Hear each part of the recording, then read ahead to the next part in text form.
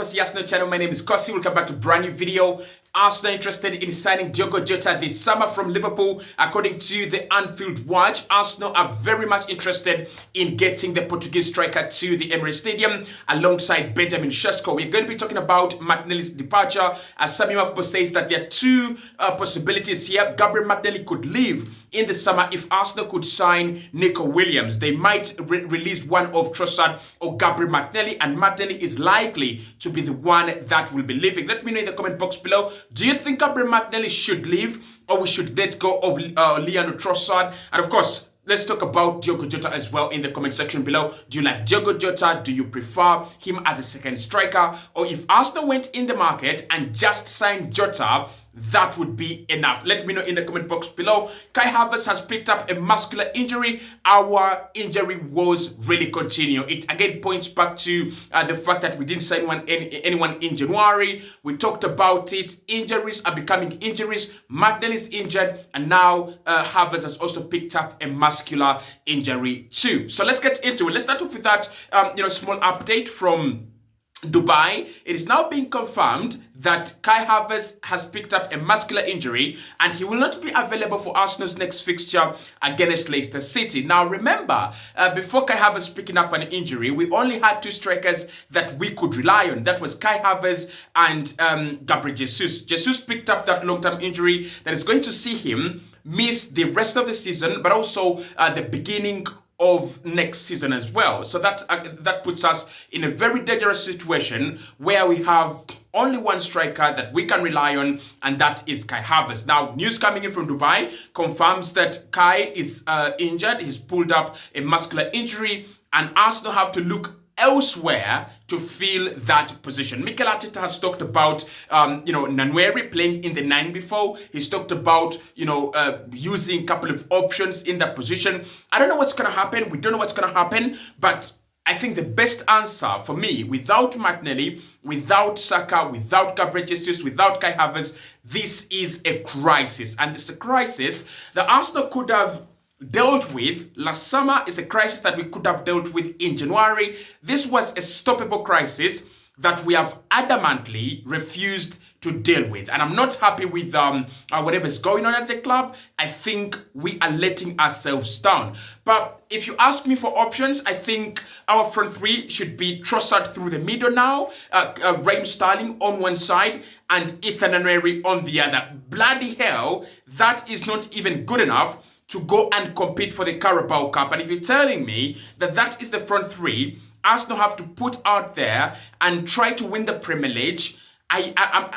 am no longer confident. Yesterday, I put out a video, 3.5 thousand people watched that and told me, listen, Kosi, we have a chance. Today, with Kai Havertz injured, Saka out, Martinelli out, Jesus out, how many attacking options are we left with? We are left with Trossard, we are left with Nwaneri, and probably Raheem Sterling. And I tell you, Trossard this season has not been bad, but he's not been that kind of great guy that you think is going to, take on the team and lift it up. I don't think Raheem Sterling has come any good at any point in this season. So I don't know what's going to happen. I pray, and we all pray, that Kai Havertz is not out for a long time. Despite the fact that he's not the most clinical of them all, he is the most clinical at Arsenal. So we've got to have him back as quickly as possible. But we have that injury update from Dubai. Now, Arsenal interested in getting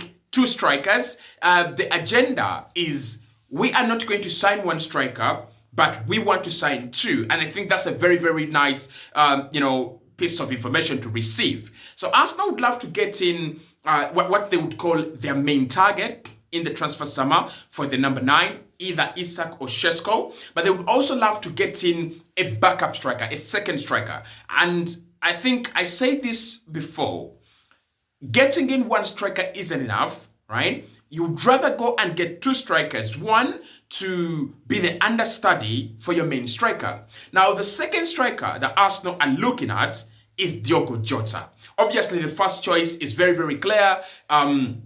it's either Shesko or Isak. Isak is going to cost around 100 million and maybe he's not going to move. So Arsenal are realistically in the game to sign Benjamin Shesko. It's going to cost around 70 million euros. I think that's around 56 to 58 million pounds. It's a deal that really is good for Arsenal. It's a very good deal for Arsenal financially. It's a good deal financially for RB Leipzig, and the player wants to make the move already. But the second striker is what has amazed me. I never thought that Arsenal would think about Diogo Jota. And this story was revealed by a very, very close source to the Anfield Watch, who was saying that Arsenal are really, really interested in signing Diogo Jota this summer. And should anything happen, right? Should anything happen, should an opportunity arise, they would actually jump on it. Now, for me, when I look at Jota, I look at him as a super sub. That is what I look at Jota. I look at Jota as. I don't see him as as a player that can play 30 games in a campaign. Obviously, he can't. He's injury prone. He's that kind of player that you can't trust to be fit. But he is a super sub. I think him and Leandro Trossard, you get both of them. That is a very good combination to have on the bench. And I think they're also big game players. So if I'm having a difficult game, let's say I'm playing Bayern, like we were playing Bayern at the Emirates last season, and Bayern are leading 2-1, and we need a goal, you bring on Leandro Trossard, and boom, it's a goal, he scores. So I think having Jota on your bench and having Leandro Trossard on your bench, that would be massively helpful. And then, of course, you've got in Ethan Nwaneri as well. That would be even better. So I think I'll take Jota every single day. But here are the terms and conditions under which we sign Jota. Let's first talk about the pricing. I think it's a deal that Arsenal shouldn't spend more than 20 million on, right? Jota came in at Liverpool, did his job, tortured Arsenal, terrorized defenses, and I think he's been a very, very good super sub. Under Arne Slot, though, Cody Gakpo has taken his place together with Darwin Núñez, right? They're the two players that Slot believes I can bring them on and they can do a job, right? Right from the bench, or they could start in that kind of, squad rotation role. So Jota is slowly and surely falling out of the pecking order at Liverpool. But that doesn't mean he's bad. That doesn't mean he isn't good enough. And that doesn't mean that he has become, useless. I think if you gave him to a club like Arsenal, he would do wonders for us. But for 20 million or less, 15 to 20 million, we shouldn't be paying more than that, because 30 gets you Ivan Ferguson. And I think Ivan Ferguson is younger and can be turned into a weapon, a striker weapon. So the pricing should be right. Secondly, Jota should be signed as a second striker. Now, there is, of course, there is a conversation to be had when it comes to Jota. If you signed him alongside Shesko, is Shesko better than Jota? There's a question there. Is he better than Jota? On their best day, no, I don't think he's better than Jota. I think Jota is that short guy that scores every kind of goal, the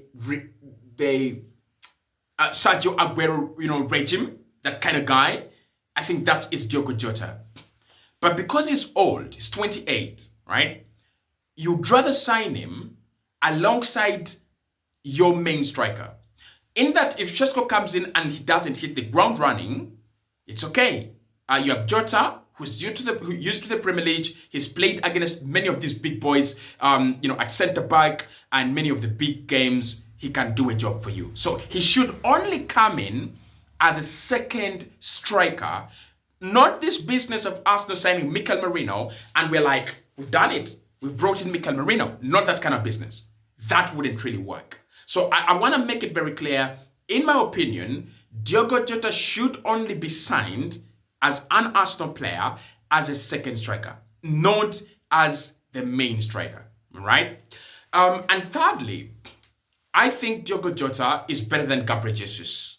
So this might be a little bit controversial, because I know how many people love Gabriel Jesus and how much people love Gabriel Jesus on this channel. And he was picking up form before he picked up that long-term nasty injury. Both of them are injury prone. But if I wanted a striker in front of goal, I would take Jota over Havertz. I would take Jota over Gabriel Jesus. I would take Jota over Martinelli. I would take Jota over Trossard. I would take Jota over any player at Arsenal in front of goal. He is damn so clinical. Very, very clinical. And I think that's what we're looking for at Arsenal. A player that is clinical. That's what we're looking for. That is why we're going to be paying top dollar in the summer to get a player that is actually very, very clinical. So for me, getting two strikers, that is very, very nice. And the combination that I'll prefer Isak and Jota, right? I prefer Isak and Jota because Isak is a 30-goal machine. Jota is a 10-goal machine from the bench. He's going to pick up, scraps of minutes and he's going to turn them into valuable goals and valuable goal contributions.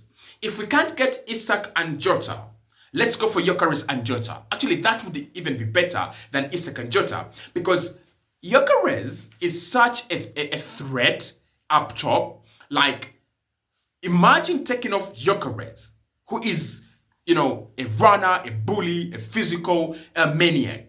And then you bring on Jota. Jota, you can't keep up with Jota. And I think with Isak and Jota, the thing is, you could keep Isak on the pitch and you also introduce Jota, and that becomes worrying. But also, Jota has never played on either flank, right? So you can have Jota and Gyökeres on the same pitch, and they will guarantee you goals, and they will work together. So I would prefer to have Gyökeres and Jota, Isak and Jota, but if we are talking about, the real world, and we're being realistic, I think it's going to be Šeško and another striker. And that striker could be Jota. So the pair could be Šeško and Jota. And if you ask me, is that an upgrade to what we have already, Šeško and Jota? I think it's an upgrade. I think Šeško and Jota is an upgrade to what we have already at the club. Big upgrade. But not what we could realistically do. I think Arsenal have the power to sign a player like Lautaro Martinez. We have the power to sign a player like Isak or Gyökeres, right? He's available for 60 million euros. Go and get it done. Why are we wasting time? Why are we wasting time doing the wrong thing, yet the right thing has just said, I'm available?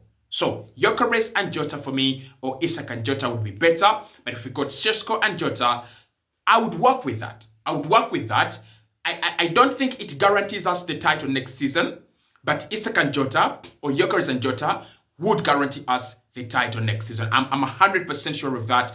Our team is just missing that sparkling attack, that effective attack. Yesterday I was watching that Manchester City Real Madrid game, and it was crazy, bro. It was crazy. Like, the amount of effectiveness that these guys have, the amount of times, their attacks are so, are active, is so crazy. I was looking at this Real Madrid team and I was like, are they going to lose to this Manchester City team? And they overturned the result and they win it 3-2. But think about how Manchester City scored 2. Again, their attack is so good. And then think about Real Madrid. I think Arsenal don't have that. We don't have this attack that doesn't care. Their job is to score goals. Whether we are down 2-0 or 2-1, their job is to score goals, and therefore they can allow us to overturn games. But let's talk about Sami Makpo's report on Gabriel Martinelli. So Sami Makpo says there could be a major departure from the forwards at Arsenal this season, as Arsenal is looking to reinforce their attack. And one of the popular rumors that is circulating is either Trossard or Gabriel Martinelli. Remember, we know that Gabriel Jesus is not going to be around, and we know that Raheem Sterling is going to go back. But Arsenal are planning on getting in at least 2 strikers and maybe a winger, or 2 wingers and maybe a striker. So we have to let go of one. Now, Sami Makpo says there are more points and there are more signs pointing to Gabi Martinelli as the forward that could be sold if offers arrive. Should Arsenal sell Gabriel Martinelli? I think Martinelli is one of those players that we have always said, give him this season, let's see. Give him this season, let's see. Give him this season, let's see. And I've reached a point where I do not know whether to support the people who say sell him or stick by my side and say keep him. I love Gabriel Martinelli. I know there is a really talented player there. But is it the system that is beating him? Or did we see the best of Martinelli and now it's over? Now, I don't believe it's over. I don't believe that we've seen the best of Martinelli and therefore it's over. I think we can still see, more from Gabriel Martinelli. But when? I think that's the question. When? This team has outgrown Zinchenko. This team has outgrown Ramsdale. This project has outgrown Gabriel Jesus. This team has outgrown Lokonga, Tavares. There's so many players that came in and we are like, they're going to be part of the project. And the project has left them behind. Has the project left Martinelli behind too? Because Smith Rowe is gone. And we said the project has left these players behind. And it's true. So has the project left Gabriel Martinelli behind? Should we sell Gabriel Martinelli? For how much? Let me know in the comment box below. I am really, really undecided on that one.